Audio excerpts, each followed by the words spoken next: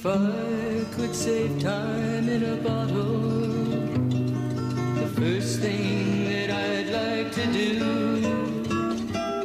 is to save every day till eternity passes away, just to spend them with you. If I could make This is for years and years, Lorena. Finally, came the long-awaited day. We began preparing to go to the ship. We said goodbye to the families Joel and Frida had worked for, and to our acquaintances at the hotel. We said a special farewell to the Lenik family, wishing them a speedy departure from the miserable city. This time, we boarded the ship with 3 small valises instead of the bags and packs we had dragged with us on our previous trips. One fine day, all passengers were told to get ready because the next day we will be docking in New York. A feverish excitement came over the passengers. Tomorrow we would be seeing the great city of New York. That night, a mood of restless anticipation prevailed, and early the next morning we were ready for the meeting of a new land, a new world, America. Immigration man, can I cross the line and break? I can stay another day, let me in. Immigration man, I won't toe your line today, I can't see it anyway.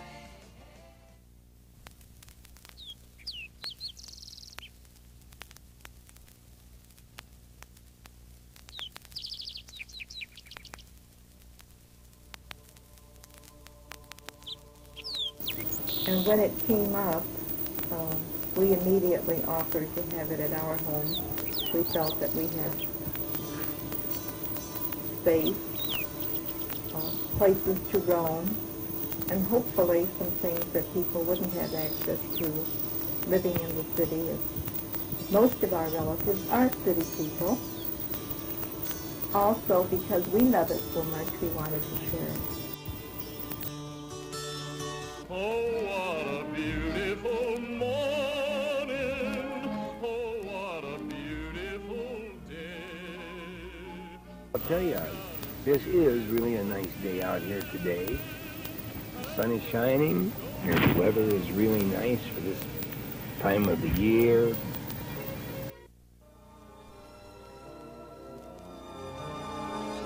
We were all waiting and watching down the road for a pair of lights, and when we would see a car pass by, everyone got excited. That we finally watched a pair of lights, not the trees, and finally turn right into our driveway, and you can't imagine the excitement that I had felt at that time.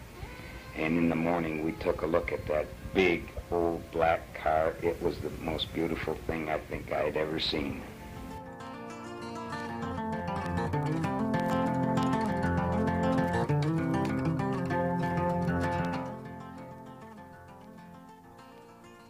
Really recall how it happened. This bull came along and he butted me into this horse tank, and either Maury or Sam, one of them, I don't really know who it was, came along and they pulled me out of the horse tank where I'd probably drowned.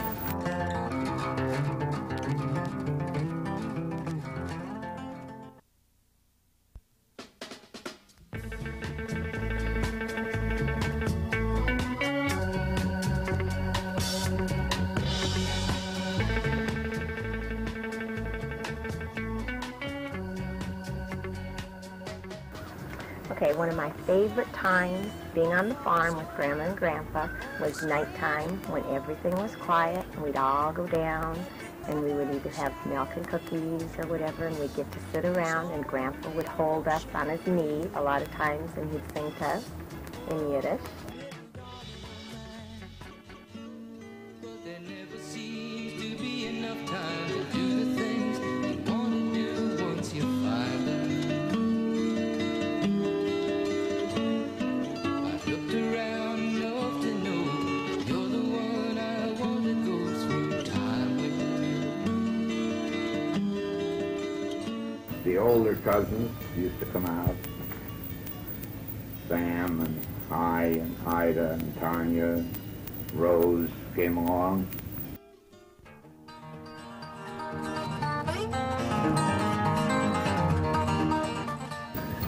Getting up in the hay mows and throwing down hay and feeding the cattle and cleaning the barns, and then there's an awful lot to do on a farm, especially I'm talking, years ago, when there was a lot that is not being done today for younger children.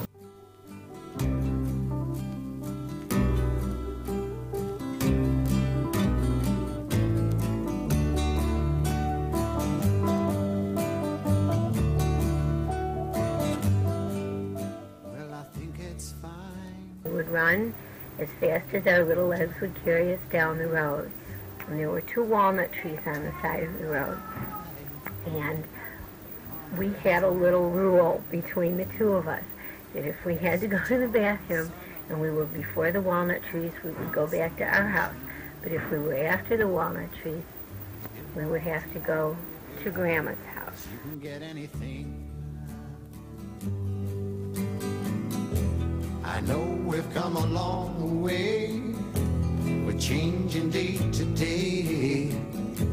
But tell me, why do the children play?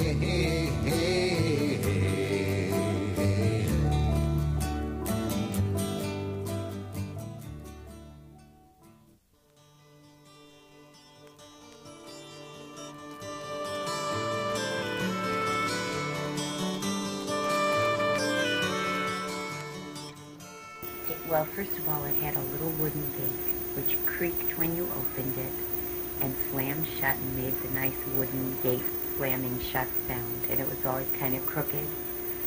You'd walk with Grandpa in his garden, and he would say, this is the portulaca, and this is the sweet peas, and this is this, and this is that, even though we knew them all, because he did it with us all the time.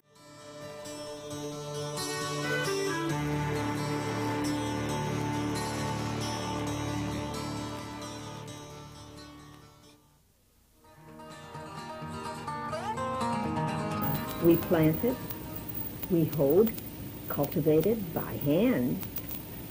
And when the time came, we all picked whatever had to be picked, and we all helped with that. And not only that, I occasionally would clean the cow barn, but many, many times I milked cows. I did.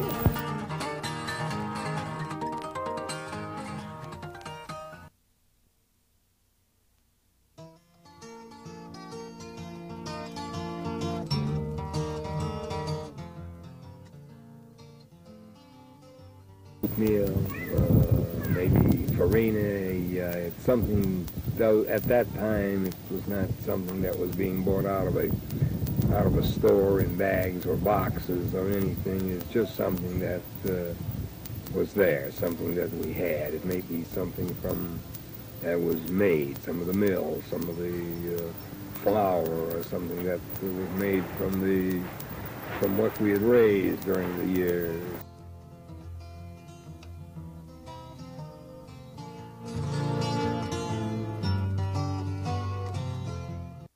Don't ever leave me now that you're here. I remember Grandma never sitting. She never sat and ate a meal.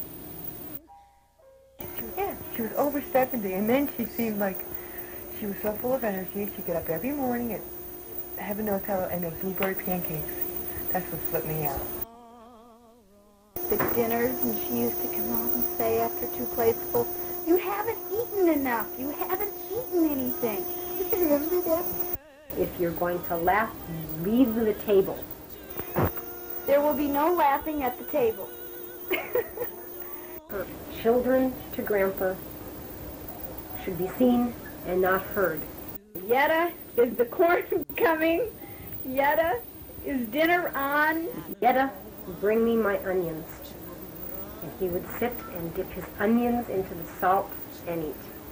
And now I can't smell garlic now without thinking of it. I really can't, and I work with it a lot. And every time I get a thing of garlic comes in, I can smell the garlic, and I get a picture of Grandpa immediately.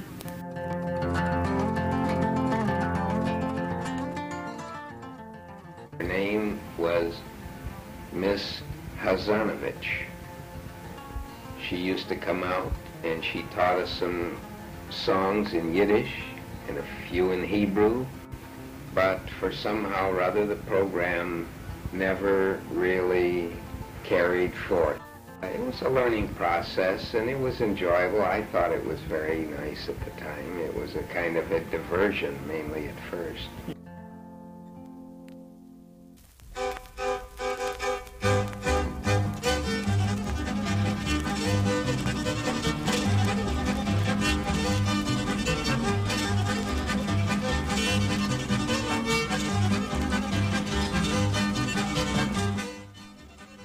We were going back to the woods to dump some trash. And all the trash was in the back of the wagon.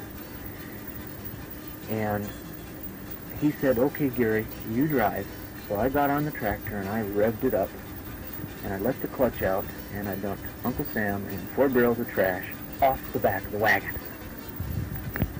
And they wouldn't let me drive anymore. And you probably wondered why. I couldn't understand it.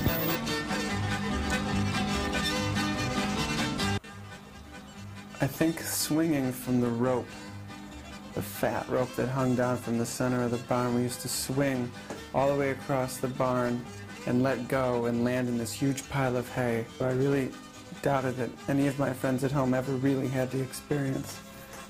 It was also intro to rope burn, as I recall.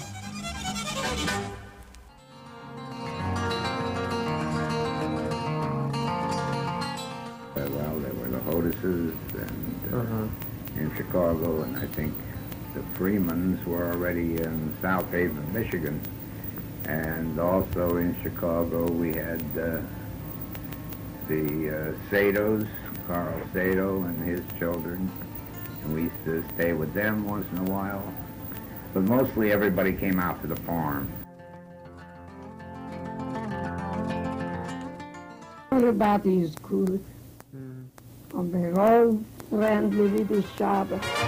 Kids, I don't know what's wrong with these kids today. Kids who can understand anything they say. We made pigeon nests up in the barn out of mud and straw. Doubt it. I don't think they ever used them. Nice thought, though. We had good intentions. Kids, you can talk till your face is blue. Kids, but they still do just what they want to do. Why can't they be like we were, perfect in every way? What's the matter with kids today? Kids.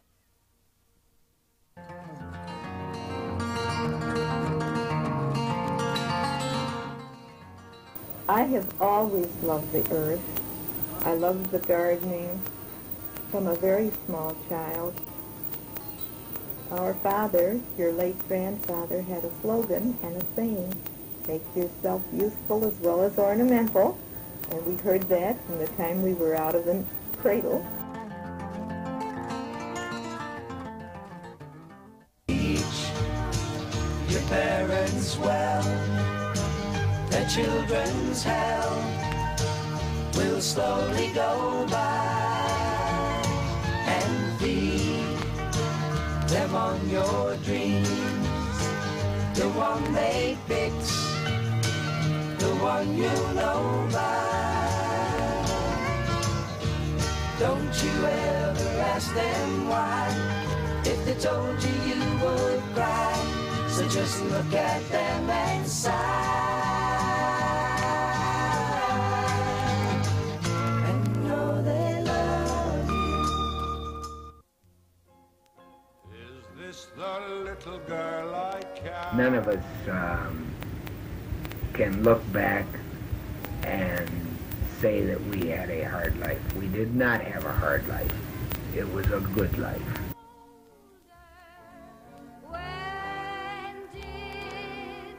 That's what I said.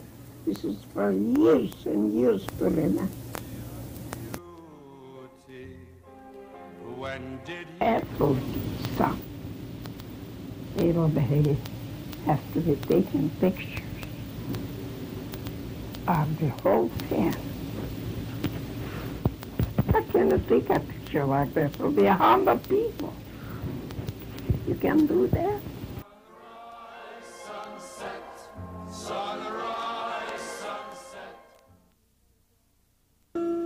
If I had a box just for wishes and dreams that had never come true,